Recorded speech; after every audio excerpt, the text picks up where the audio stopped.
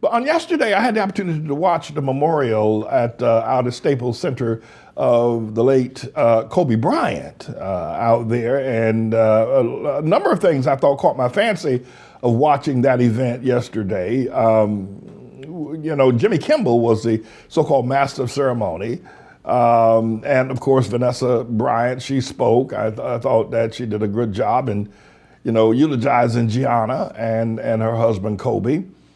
And Michael Jordan spoke. A lot of people spoke. Alicia Keys performed.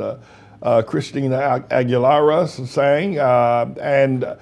But what I want to do. I watched that event. I'm not the biggest sports fan on the planet, but Michael Jordan was actually in tears yesterday, and I'm going to let you have the engineer bring that up so we can take a look at that, and so we can get a sense of what that was all about yesterday. Mr. Engineer, bring up clip number 4.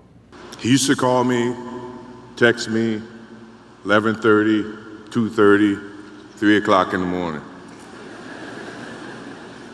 talking about post-up moves, footwork, and sometimes the triangle. At first, it was an aggravation. But then it turned into a certain passion. This kid had passion like you would never know. And it's an amazing thing about passion.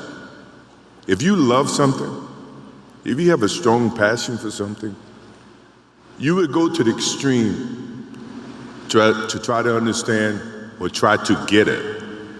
Either ice cream. Right there. Michael Jordan is one of my favorites. I think Brahima and Yael were asking me up at the ski lodge about who's the greatest basketball player. And I think Yael or Ezekiel was saying Michael Jordan. They probably got that from their father because they're too young to have seen Michael Jordan play.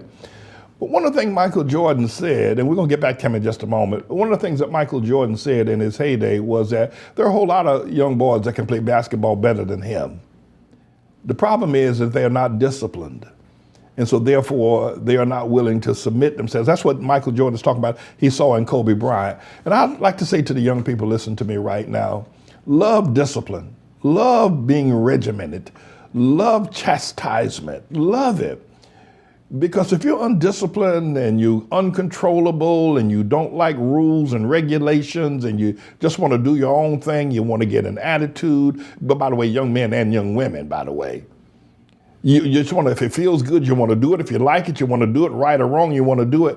Stay away from that as far as you possibly can because you'll never succeed. Michael Jordan said in his heyday, because he was so disciplined, that's why he became great. There are people who could shoot better, run better, dribble better than him, but they're undisciplined and you don't know who they are. The same thing with those who are students and young girls and young boys. Love discipline, and you're going to get a big dose of it from me. That's what makes people great, and that's what made Kobe great. Kobe would call Michael at 2 o'clock in the morning. What about this? What about that? On the court, all practicing, discipline. And that's what made Kobe Bryant great. That's what made Michael Jordan great. And you young people, when you get an attitude and when someone's disciplining you, correcting you, telling you to stay out of a particular lifestyle, to do this, pick up your socks, clean up your room, come to school on time, you get an attitude of people, you're going to fail in life. You're not going to be a Kobe Bryant. You're not going to be a Michael Jordan. Mr. Engineer, continue to roll that clip. Cokes, hamburgers, whatever you have a love for. If you have to walk, you would go get it. If you have to beg someone, you would go get it. What Kobe Bryant was to me was the inspiration that someone truly cared about the way I played the game or the way that he wanted to play the game. He wanted to be the best basketball player that he could be. And as I got to know him. Young people, you hear me say all the time, I will never be defeated. I will never beg bread. I will never let any man defeat me. And that's what Kobe said. That's what Michael Jordan said. I'm the best at this. I am the best. Go ahead, Mr. Engineer.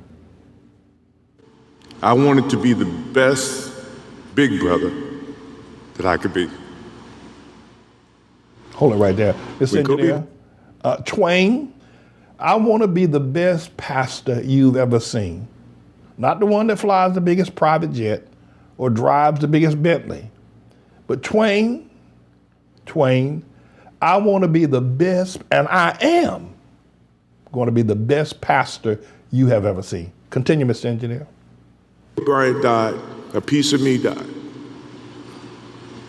And as I look in this arena and across the globe, a piece of you died, or else you wouldn't be here. Those are the memories that we have to live with and we learn from. I promise you, from this day forward, I will live with the memories of knowing that I tried to help in every way I could. Please rest in peace, little brother. This is a bit of a news blog we do looking at spiritual wickedness in high places for the most part, making some observations about it and giving people a biblical foundation to the way of interpreting rather than have Sean Hannity or Laura Ingraham or Janine Pirro or Anderson Cooper or Rachel Maddow or Don Lemon, Rush Limbaugh interpret what's going on in the world. You come to me and I'll tell you based on what the Word of God says. They'll just give you their worldly, sinful view. But the Manning Report will tell you what God has said, whether to say yea or nay, whether to go or to stay. You'll be led by the word of Almighty God. Come to the Manning Report on a daily basis to interpret the spiritual wickedness in high places, because there's plenty of it that's going on. And so I'm the Lord's servant, James David Righteous Rebel Manning, and I'm here to serve you with news and information.